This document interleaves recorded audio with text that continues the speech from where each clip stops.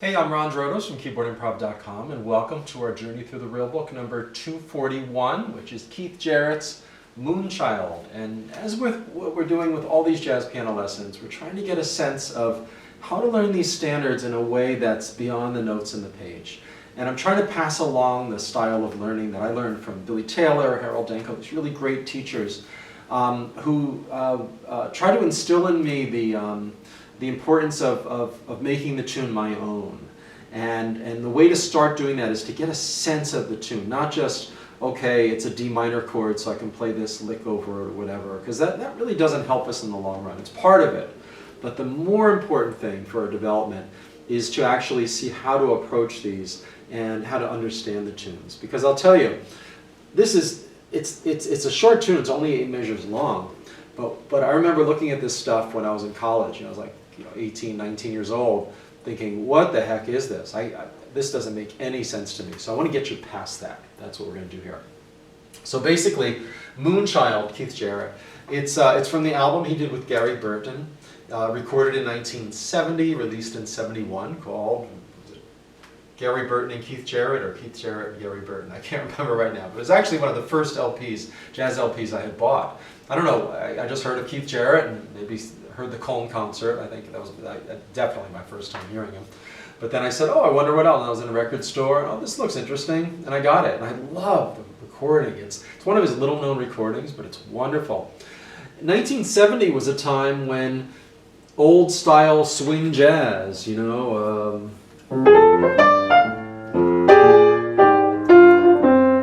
hard to think now, but at that time, old style jazz was seen as a little passé in pop culture. The musicians didn't think so. You got people like Van Morrison, big pop singer, rock singer, right, doing Moondance,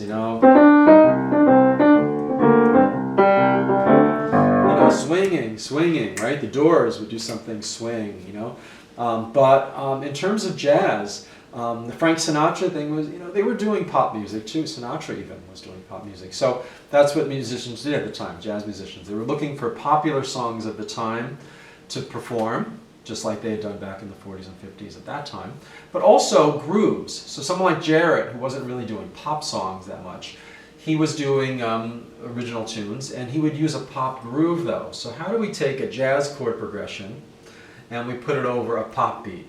And that's basically what a lot of the Gary Burton, Keith Jarrett album is. Chick Corea also recorded with Gary Burton a lot. That's why I said Chick Corea, almost said Chick Corea. But Jarrett, I believe, did it first. Gary Burton was a huge influence on both Jarrett and Chick Corea, and also the bass player on this recording, Steve Swallow, who's got a lot of tunes in the real book.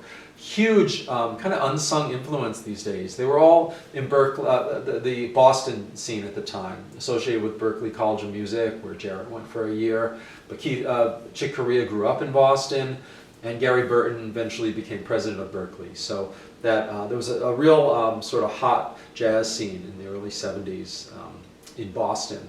And Steve Swallow was right there and influenced them in terms of the chord progressions and everything. So it's only 8 measures, so we can't view this as like an A-A-B-A type standard tune, like My Funny Valentine or something. And just listen to it once and just get a sense of the tune.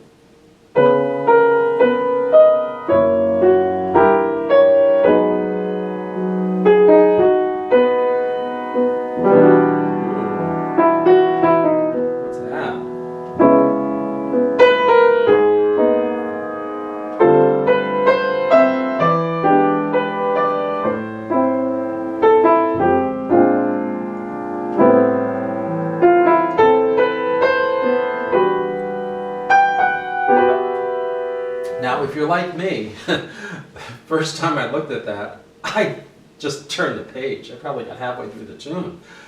I had no idea what to do with that, right? Because it doesn't make sense from our usual jazz point of view. What's the chord progression? So what you have to do is, one step would be, in our culture these days, we want to get it and then be able to do it right away.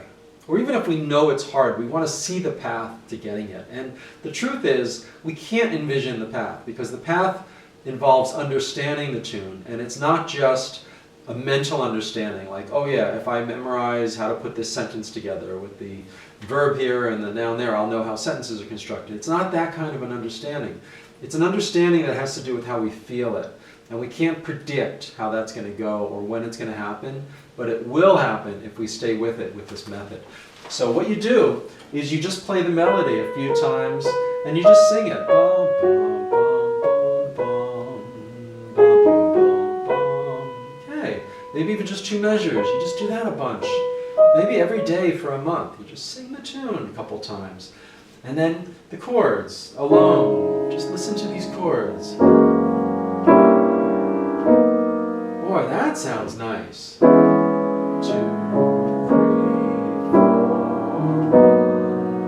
Okay, I wish I had done that with just the chords when I was 18. So now I put them together.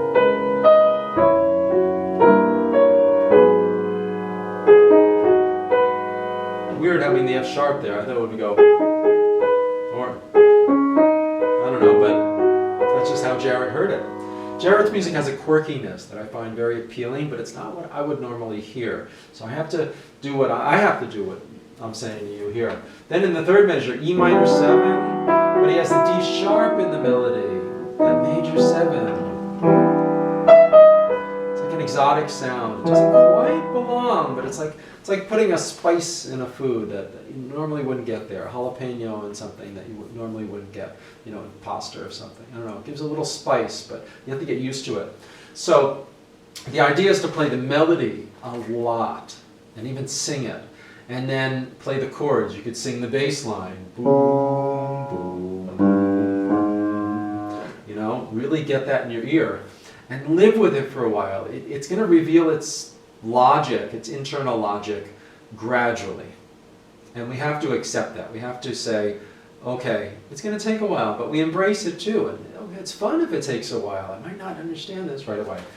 And then once you can do that, you'll be able to sort of improvise. You find the underlying keys and, the chord tones and connect them with passing tones. It's C sharp minor, or C sharp minor 7, F sharp, so 2-5 in the key of B. But then it goes up to a deceptive resolution, G minor 7. And then, whoa, all of a sudden, E minor. And then back to C minor. So the tune jumps around in places that we don't expect it to. And like I said, we have to, I'm saying this because it's so important and it's the last thing we want to do. We want to stay with it even if we don't understand it. Just to start living it. And then all of a sudden, it will start feeling more logical. But it might take a day, it might take a month, it might take a year. For me, it probably took about 20 years before this stuff really started making sense and living with it. Because I'd come back to it and I'd let it go, and then a few years later come back to these tunes.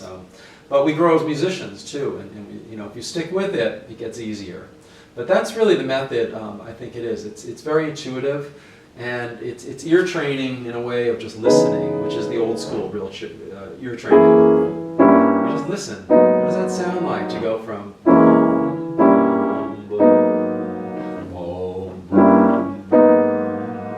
just do that over and over and over again about 10 times. You don't need an app. You don't need an app to help you identify those intervals. You just go boom, boom, boom. You do it over and over and over again. Gradually, it will start getting a little easier. So that's my pep talk, because if I can do it, believe me, you can do this. So, by the way, it's kind of interesting. The tune's called Moonchild. There's a King Crimson tune, classic rock, like the first, progressive rock kind of, first sort of progressive rock album, in the court of the Crimson King, in the court of the Crimson King, from 1969. It was a year before this album, and I'm wondering if Jarrett knew that. He certainly did listen to pop music. He may or may not. I think he probably knew that album because it was kind of jazzy in some ways, and also would have been very cutting edge at that time to listen to King Crimson, and they were huge for about a year or so. Interesting choice of a tune, or maybe he wrote this earlier and they just happened to make a tune with the same name. Didn't know his. I don't know. In any case, it's a wonderful tune. The version on the album goes into In Your Quiet Place, which is also in here. And it's a little abstract. I tend to play this a little more sort of in the box. I kind of just really like it. How can I improvise a melody over...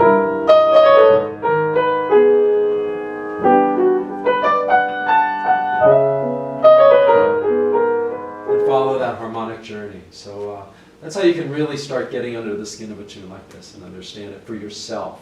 It's not necessarily intellectual understanding right away. It's getting used to it and then start analyzing it. It's a little reversing the usual process, but it's very effective. All right, here we go. Let's have some fun with this.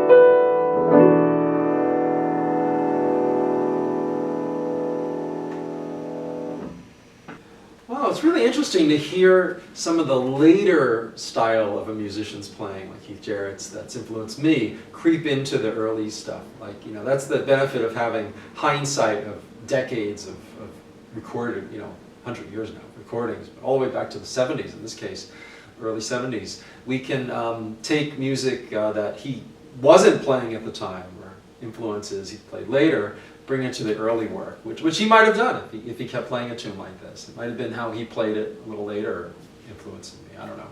Just interesting to see these things and how it relates to our own development and everything. Compare our earlier styles with how we're playing now too. It's just fascinating to get beyond our usual, okay, I'm going to learn this, and just take it all as a sort of a continuum of our musical development. So yeah, thank you for joining me here. If you're interested, check out my video course. It'll get you fluent playing. I've got 370 lessons or something, all the way from beginning jazz all the way to advanced and blues and different styles.